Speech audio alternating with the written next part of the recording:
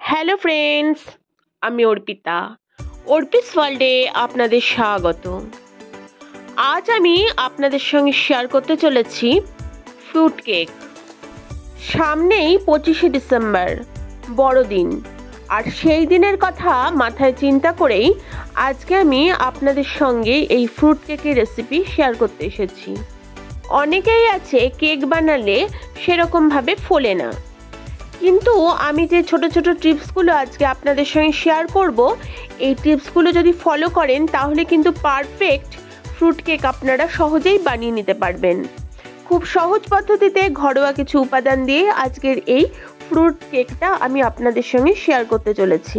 তবে আসুন দেখে নেওয়া যাক আজকের এই রেসিপিটি।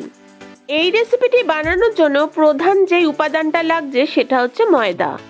আমি এখানে 1.5 কাপ ময়দা নিয়ে নিয়েছি। এই ময়দাটা কিন্তু আমাকে চেলে নিতে হবে, তাই একটা ছাঁকনির মধ্যে আমি ময়দাটাকে নিয়ে ভালো করে চেলে নিচ্ছি, যাতে এর মধ্যে যদি কোনো দলা থাকে বা কোনো পোকা থাকে সেটা বের করে নেওয়া যায়। এছাড়া এখানে 1 চামচ বেকিং পাউডার আর 1/2 চামচ বেকিং সোডা অ্যাড করলাম, এটাও ছেঁকে নিচ্ছি। আর তাতে নিচ্ছি সামান্য একটু লবণ। এই লবণটা দিলে টেস্টটা কিন্তু ভালো হয়। সব কিছু চালা হয়ে গেলে একটা ব্যাটার বানিয়ে নিতে হবে, তাই একটা বোলের মধ্যে একটা ডিম নিয়ে নিয়েছি আর ডিমটাকে একটু ফেটিয়ে নিচ্ছি।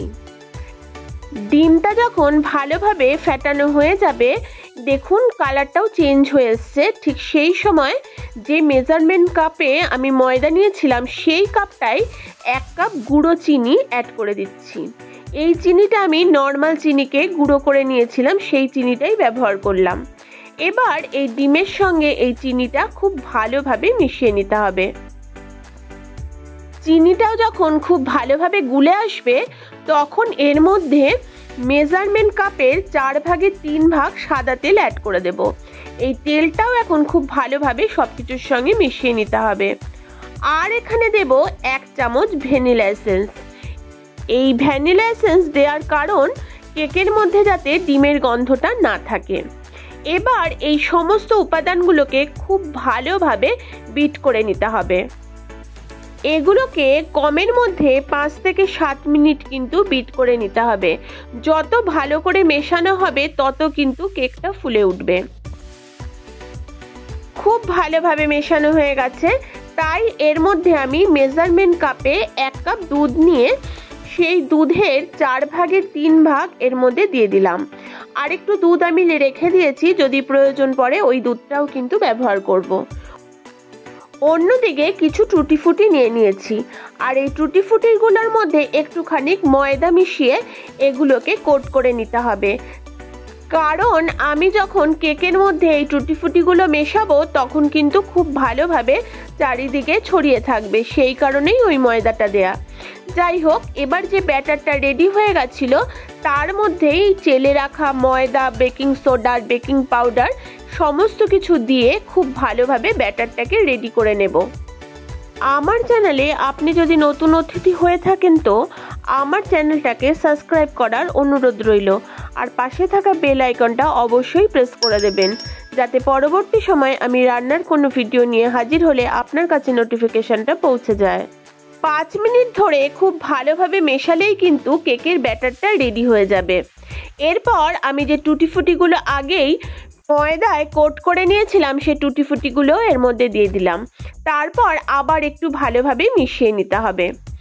ব্যাটারের ঘনত্বটা কতটা আপনারা কিন্তু দেখে সেটা বুঝতে পারছেন। ঠিক এই ঘনত্বতেই কিন্তু আমার ব্যাটারটা রেডি করতে হবে। অন্যদিকে ব্যাটারটা রেডি হয়ে গেলে আমি যে পাত্রে কেকটা বানাবো সেই পাত্রটা রেডি করে নিচ্ছি।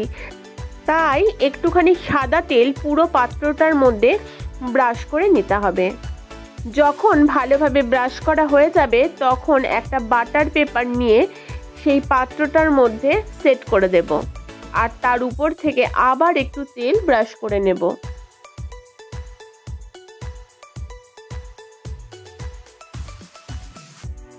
পাত্রটা কিন্তু আমার রেডি করা হয়ে গেছে। এবার যেই ব্যাটারটা আমি রেডি করে রেখেছিলাম সেই ব্যাটারটা উপর থেকে একটু দিয়ে দিলাম। এতে পাত্রের মধ্যে খুব ভালোভাবে ব্যাটারটা কিন্তু সেট হয়ে যাবে। যাই হোক, ব্যাটারটা যখন দেওয়া হয়ে গেল, এবার হাতের সাহায্যে একটুখানি ট্যাপ করে নেব, যাতে এর মধ্যে কোনো এয়ার বাবলস না থাকে।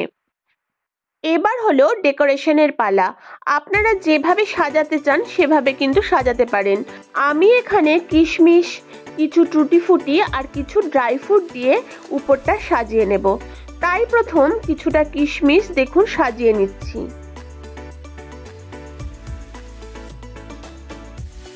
কিশমিশ দেওয়া হয়ে গেলে উপর থেকে ড্রাই ফ্রুট কুচিও কিন্তু ছড়িয়ে দিলাম। এখানে আমন্ড, কাজু আর পেস্তা কিন্তু দেওয়া হয়েছে।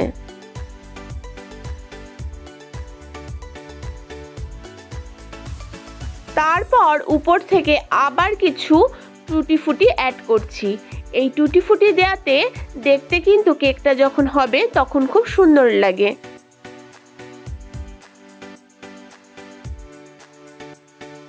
অন্যদিকে ওভেনে একটা তাওয়া বসিয়ে দিয়েছি, আর তার মধ্যে একটা পাত্র বসিয়ে দিচ্ছি যার মধ্যে আমি কেকটা বেক করব।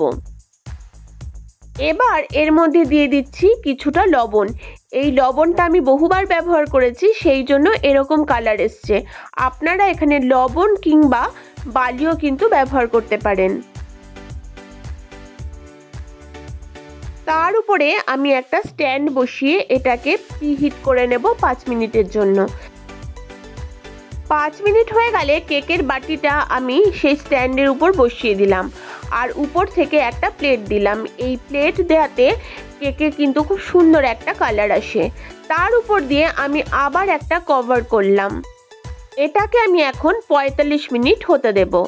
45 মিনিট পর আমি ফিরে এসেছি। এবার দেখে নেব কেকটা কতটা বেক হয়েছে। এবার একটা কাঠি ঢুকিয়ে দেখে নেব কেকটা পুরোপুরি হয়েছে নাকি। এই দেখুন, কাঠিটা আমি চারিদিকেই ভরে দেখিয়ে দিচ্ছি, একটুও কিন্তু লেগে নেই, তার মানে আমার কেকটা পুরোপুরি হয়ে গেছে। একটু ঠান্ডা হয়ে গেলে এই কেকটাকে এবার আমি মোল্ড করে নেব। তাই চারিদিকে একটু ছুরি দিয়ে আলগা করে নিচ্ছি যাতে মোল্ড হতে সুবিধা হয়। তারপর একটা প্লেটের মধ্যে নিয়ে বাটিটাকে উল্টো করে পেছন থেকে একটুখানি বাড়ি মারলেই কিন্তু কেকটা সহজেই বেরিয়ে আসবে। এই দেখুন কি সুন্দরভাবে কেকটা বেরিয়ে এসেছে। আর আপনারা দেখে বুঝতেই পাচ্ছেন পিছন দিকটাও কিন্তু পুড়ে যায়নি, খুব সুন্দরভাবে বেক হয়েছে। নিচের বাটার পেপারটা এবার আমি হাত দিয়ে আস্তে করে তুলে নিচ্ছি। দেখুন কি সুন্দর একটা কালার এসেছে। তবেই কিন্তু রেডি হয়ে গেছে আমার ফুড কেক।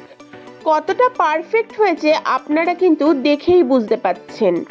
আমার এই রেসিপিটি আপনাদের যদি ভালো লাগে তবে অবশ্যই আমার রেসিপিটাকে লাইক করে আমার চ্যানেলটা সাবস্ক্রাইব করার অনুরোধ রইল।